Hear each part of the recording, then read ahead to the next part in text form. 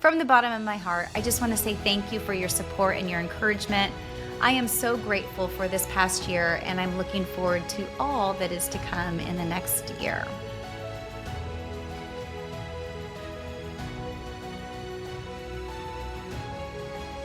So this past month marked 1 year of the Peaceful Presence podcast, and I just wanted to take a moment to say thank you to every person who has listened, shared, liked, commented, and subscribed, or has been a guest. Your support has meant the world to me. This podcast was born out of a heartbreaking season in my life, but from that pain came this deep desire to help others find peace, no matter what they're walking through. And I truly believe that that peace comes from drawing closer to God. And over this past year, I have had the privilege of sitting down with incredible guests, people who have shared teachings and testimonies and life-changing experiences that remind us that we're not alone. Many have given us glimpses, I think, of a greater reality beyond what we can see. From the bottom of my heart, I just want to say thank you for your support and your encouragement. I am so grateful for this past year, and I'm looking forward to all that is to come in the next year. So here's a look back at some of the incredible moments and the guests and the stories that made this first year so special. An Episcopal priest, but I lived in a tiny town in Alabama. This in my age, I have no business doing that. But it was the adventurous kid. Yes, exactly. I even tattooed it actually on my wrist because I needed that reminder. Last, and I'm really feeling this. So delayed gratification is finding pleasure in things that don't immediately gratify you. I never went to church. I never grew up. When I knew that God was calling me. Selves, right? Because a lot of times you're pushing something onto somebody else. The things that Mama always says, and then I was like, I have no idea what he was going to say. There's something inside of you. That's coming. Okay. That's coming. So the heartbreak really came from when you married him, you thought, oh, I'm going to have my platform right there with me. How much our needs taken care of. My mom asked me that I noticed too, mom and dad always knew so that fundamentally changed who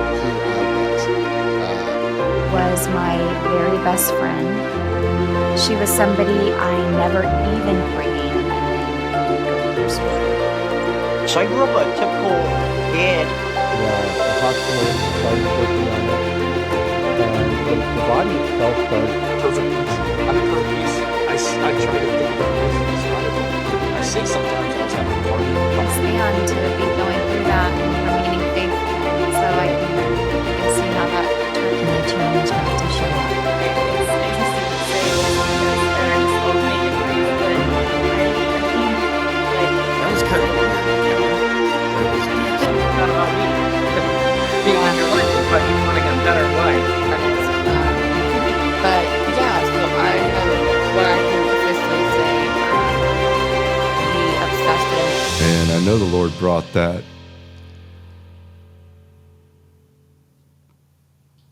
back to me.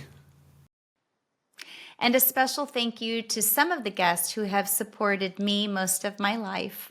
To my husband, thank you for sharing your insights on fatherhood and friendship. Your involved presence as a father and a husband is a blessing to our family. To my mom, Kathleen Barner, your lifelong friendship and mentorship in my faith has been the greatest gift to me. Thank you for being my first guest and the reason I wanted to start this podcast, to capture your wisdom and share it with others. And to my son, River, thank you for all your behind-the-scenes help this past year. God knows I'm no technology expert, and this podcast wouldn't have come together without you. And so I'm so grateful for you. And to my sweet sister, Monica, my very best friend, though the miracle I prayed for didn't happen the way that I had hoped, your journey has become my calling, and I am taking the baton, and I am running the race that you started. So thank you for your leadership always, your strength, your humor, and your unwavering fight. This podcast is for you and for everyone searching for peace in the midst of life's storms. Thank you so much.